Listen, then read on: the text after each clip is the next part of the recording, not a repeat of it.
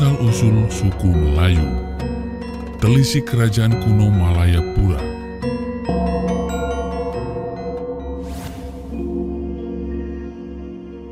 Tuah sakti hamba negeri, esa hilang dua terbilang. Patah tumbuh hilang berganti, takkan Melayu hilang di bumi. Demikian bait saja Hang Tuah, pahlawan kerajaan Malaka yang diwarisi oleh orang Melayu.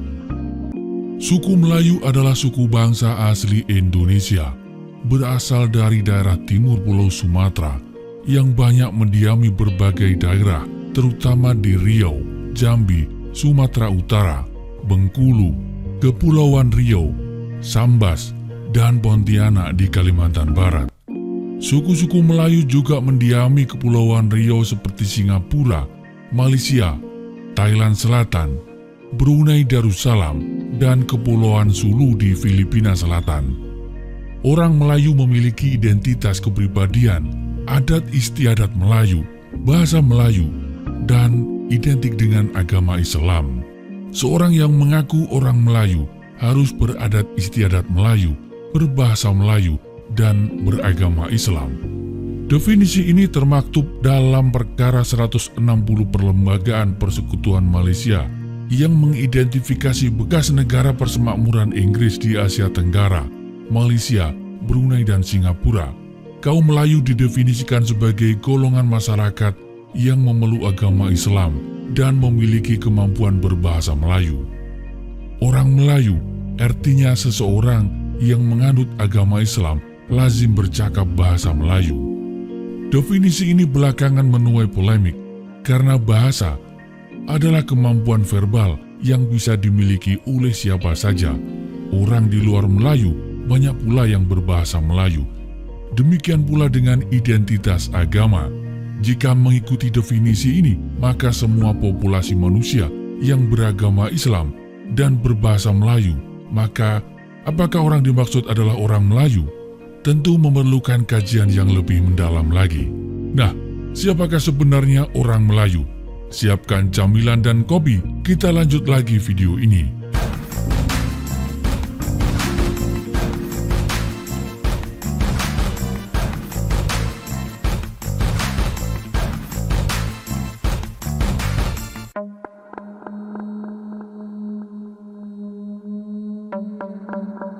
Suku Melayu merupakan kelompok etnis Austronesia yang menghuni semenanjung Malaya, pesisir timur Pulau Sumatera, yang di dalamnya ada Bangka Belitung, Jambi, Kepulauan Riau, Sumatera Selatan, Sumatera Utara, bagian selatan Thailand, pantai selatan Burma, Pulau Singapura, pesisir Kalimantan, Filipina bagian selatan, yang kesemua wilayah ini secara kolektif yang sekarang di era modern merupakan bagian dari negara Indonesia, Malaysia, Singapura, Brunei, Thailand, dan Filipina, dikenal sebagai dunia Melayu. Dunia Melayu secara etnik di dalamnya ada Aceh, Minangkabau, Batak, Mandailing, Banjar, Dayak, Jawa hingga Bugis. Selain 6 negara yang sudah disebutkan tadi, suku Melayu juga terdapat di Sri Lanka, Kepulauan Kokos, dan Afrika Selatan. Penggunaan kata Melayu sudah dikenal sejak sekitar tahun 100 sampai dengan 150 Masehi, yakni tersebut dalam buku Geographic Sintaksis karya Ptolemy yang menyebutkan Maleu Kolon. Disebutkan pula dalam kitab Hindu Purana sebelum Gautama Buddha. Di situ dituliskan Malaya Dwipa, yang dimaksud adalah Pulau Melayu. Pada dokumen atau prasasti yang lebih baru, yakni era kerajaan Singasari, terukir dalam prasasti Padang Roco, disebutkan Bumi Melayu atau Tanah Melayu. Selanjutnya juga tertera dalam kitab Negara Kertagama dari abad ke-14, era kerajaan Majapahit.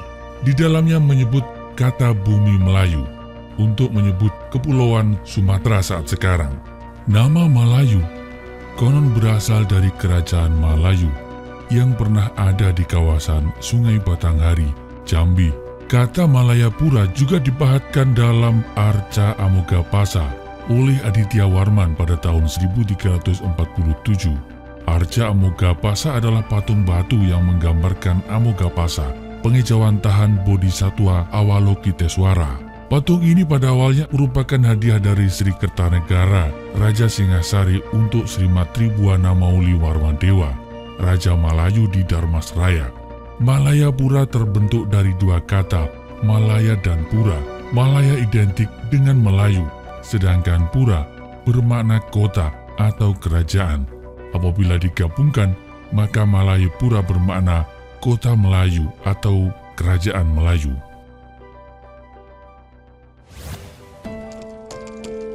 Kerajaan Malayu atau dalam bahasa ditulis Malayu dapat ditelisik keberadaannya dari prasasti maupun berita dari Tiongkok. Diketahui dimulai pada abad ke-7 berpusat di Minanga, kemudian pada abad ke-13 berpusat di Dharmasraya, dan di awal abad ke-15 berpusat di Surwaso atau Pagaruyung. Dari buku karya Pendeta Ising atau I Ching 634 sampai dengan 713 tentang catatan pendeta-pendeta yang menuntut ilmu di India zaman dinasti Tang dalam pelayaran dari Tiongkok ke India pada tahun 671, singgah di Sriwijaya selama 6 bulan lamanya, mempelajari Sabda Widya dan menerjemahkan naskah-naskah Buddha dari bahasa Sanskerta ke bahasa Tionghoa. Ketika angin timur laut mulai bertiup, kami berlayar meninggalkan Kanton menuju selatan. Setelah lebih kurang 20 hari berlayar, kami sampai di negeri Sriwijaya. Di sana saya berdiam selama 6 bulan untuk belajar Sabda Widya. Sri Baginda sangat baik kepada saya. Dia menolong mengirimkan saya ke negeri Malayu, di mana saya singgah selama 2 bulan. Kemudian saya kembali meneruskan pelayaran ke Kedah. Berlayar dari Kedah menuju utara lebih dari 10 hari. Kami sampai di Kepulauan Orang Telanjang, Nicobar. Dari sini berlayar ke arah barat laut selama setengah bulan. Lalu kami sampai di Tamralipti, yakni pantai timur India. Kemudian saat pulang dari India tahun 685, Ising menceritakan sebagai berikut. Tamralipti adalah tempat kami naik kapal jika akan kembali ke Tiongkok. Berlayar dari sini menuju Tenggara. Dalam 2 bulan kami sampai di Kedah. Tempat ini sekarang menjadi kepunyaan Sriwijaya. Saat kapal tiba adalah bulan pertama atau kedua. Kami tinggal di Kedah sampai musim dingin. Lalu naik kapal ke arah selatan. Setelah kira-kira sebulan, kami sampai di negeri Malaya, yang sekarang menjadi bagian Sriwijaya. Kapal-kapal umumnya juga tiba pada bulan pertama atau kedua. Kapal-kapal itu senantiasa tinggal di Malaya sampai pertengahan musim panas. Lalu mereka berlayar ke utara, mencapai Kanton dalam waktu sebulan. Dari keterangan Ising yang kedua ini nampak sekali bahwa kerajaan Melayu akhirnya takluk dan menjadi bawahan kerajaan Sriwijaya. Pemakaian istilah Melayu pun meluas hingga keluar Sumatera, mengikuti teritorial Imperium Sriwijaya yang berkembang hingga ke Jawa, Kalimantan, dan Semenanjung Malaya.